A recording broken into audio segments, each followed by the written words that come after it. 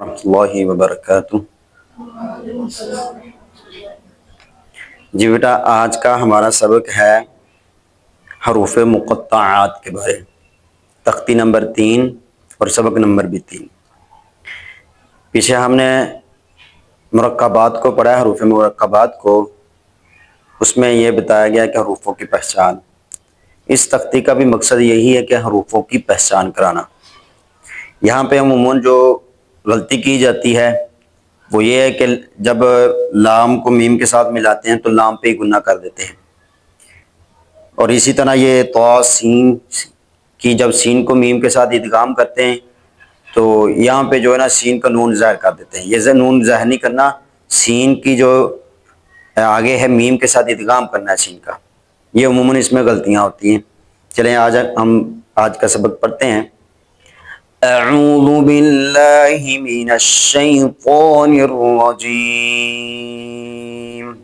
أعوذ بالله من الشيطان الرجيم. बिस्मिल्लाहिर रहमानिर रहीम।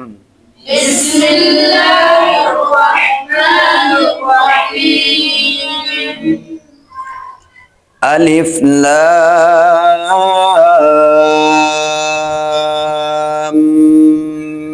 मीम।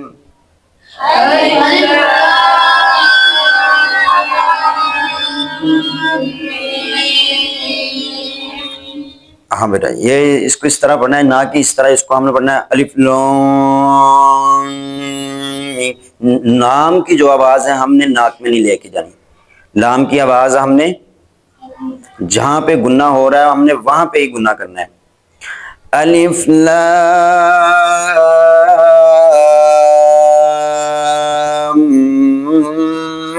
मीम साद।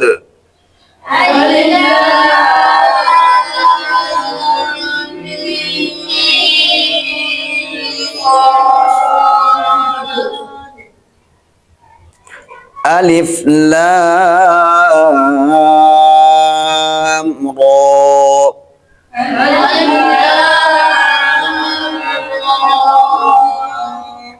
अलिफ लाम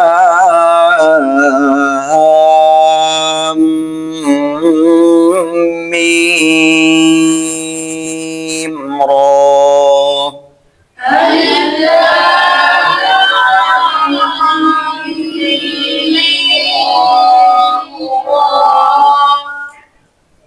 यहाँ पे ये मद्देनजर रखना है, जिन अल्फाज पे जो मद करके लंबा करके पढ़े जाते हैं ना उनको लंबा करके पढ़ना है, और जिनको लंबा करके नहीं पढ़ा जाता, जिनके ऊपर मद है उनके ऊपर ज़्यादा लंबा नहीं करना। कैफ हा या ऐन साद।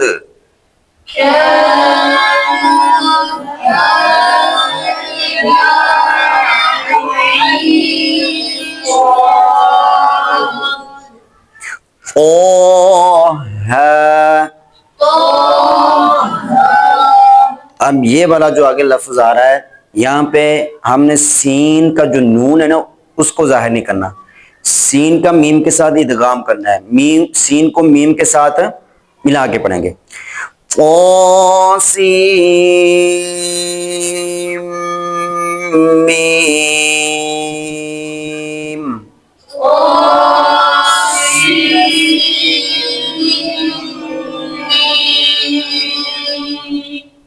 ओ सीन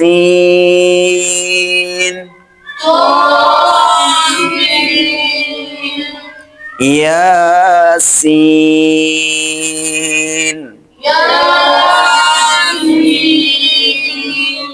صاد हामीम।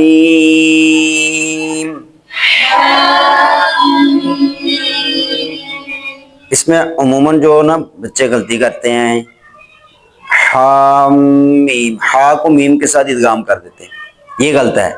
ऐसे नहीं पढ़ना, इसको हा को अलहदा पढ़ना है, मीम को अलहदा पढ़ना है। हामीम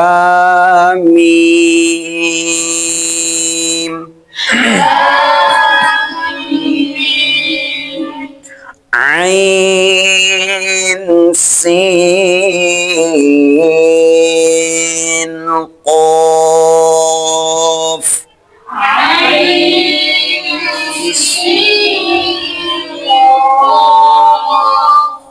क़ाफ नून। यह है आज का हमारा सबक हरूफ मुक़त्तआत। जो गलतियां बताई गई इनको मद्देनजर रखना है।